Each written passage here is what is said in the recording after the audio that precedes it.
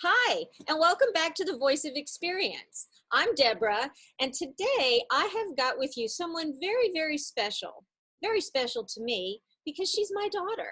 She is also, she studied early childhood development in college, and now she's got three of her very own little experimental specimens. So everyone, welcome Renee Hogue.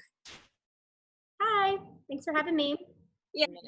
The first thing I wanted to ask you is, the kids have been all home and you've been helping them with their current lessons. What have been your experiences with that?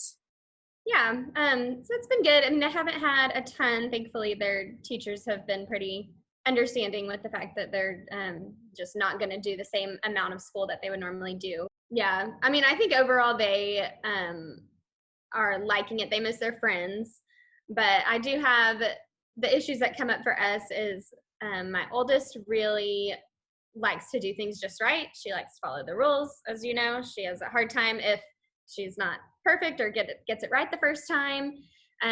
My kindergartner is more of the she just doesn't like it if it's not interesting. And her schoolwork for the most part has been interesting. She doesn't love the sight reading all the time and like just practicing sight words or even sitting and reading a book. She'll do it, but it's not. She's gonna gravitate more towards the art and stuff. So we've just had to do a lot of work and um,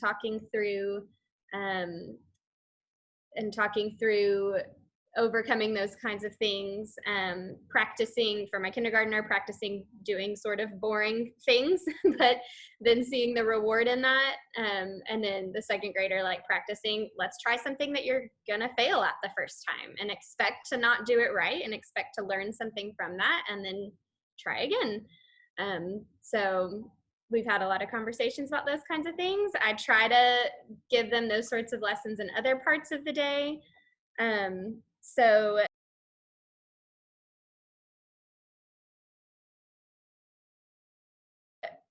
for a while, I realized that when they were in school, I was used to doing a lot of things for them because time was of the essence and we had to be out the door so early. Mm-hmm. I was packing lunches because they had to get dressed and pack their backpacks, and there just wasn't time to do everything. And so now that there's more time, I'm trying to teach both of them to do things a little more independently and make peanut butter and jelly and toast the toaster waffles and that kind of stuff. And it was frustrating / boring for each child the Uh-huh. first time or two, but I think they're starting to see that it's exciting to be big and to know how to do things. The reward of, oh, once I know how to do this, I can get my own lunch when I want, or I can, do this for myself. And so I'm hoping that will translate into school. Speak of the devil. Yeah, we have a little visitor. Well, earlier we were talking about some of the home organization things that you felt like you needed to put in place because of this change. Can you tell us a little bit more about that? Yeah. So homes are definitely messier when you're in them all the time, and the kids are playing in them all the time. That's okay, honey. No problem. So we've been trying to do an end of day cleanup, like really clean up. I'm more fine normally. You saw my room growing up.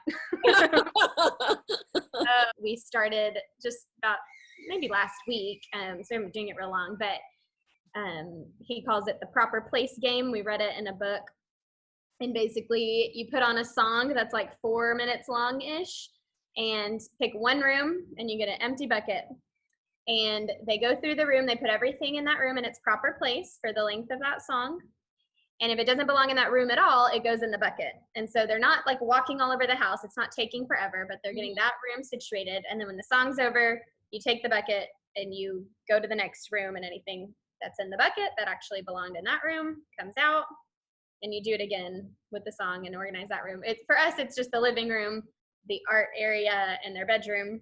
Mm-hmm. So we'll kind of do those three spaces. And it's fun because they listen to music they like, and it feels more like it's a family activity, like we're a team, we're doing this together. And they can see a result quickly, like that one room is clean and done. Right. We can move on to the next one. you know, been talking to lots of parents who are doing this right now, and they're saying, gosh, we get the schoolwork done in, a couple hours, then we get the whole rest of the day. Earlier, you were talking about all the free play that your kids have. What types of things are you noticing they gravitate toward? Yeah. And what I really hope is that they're just like building a really deep relationship with each other. I feel like there's I expected them to want more alone time than they have. They really just want to play together all the time, which is that's awesome. Yeah, I mean, occasionally, they'll want the older one will want to be alone. The middle one never does. So then she'll just go play with her brother while the older one's out. Well, and that free play, I mean, and this, it's so important to let their imaginations just run wild. You can create and raise imaginative problem solvers by just letting them be, Right. They have so much structure. So, Mm-hmm. well, and let's bring your education back into it, the early childhood development. What have you noticed about this time, the challenges of this time with what you know from your education? Yeah. So I think, you were saying, parents are the primary educators.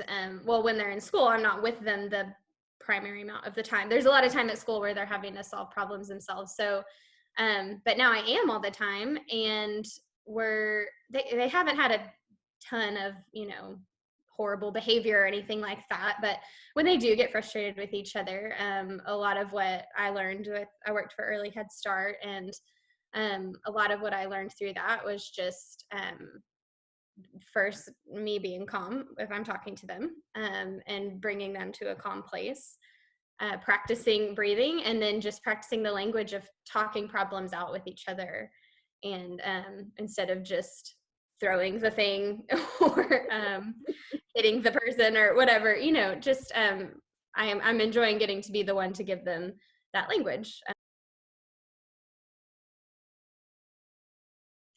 Yeah, I think just getting to practice that a lot, because when you're with your family all the time, you're super comfortable to just be yourself, let it out, and so they're doing that more than they would if they were at school, and so we're just getting lots of practice with that.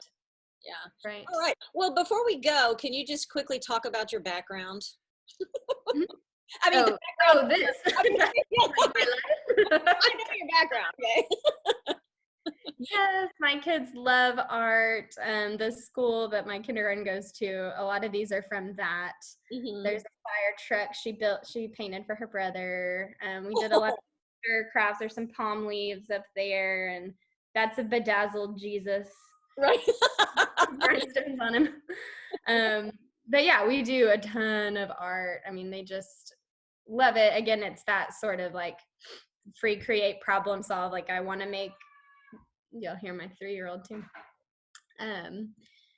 wanting to create something. How can we best do this? And yeah, I'd say that's they love the free play and the pretend play, but art is probably their next favorite activity.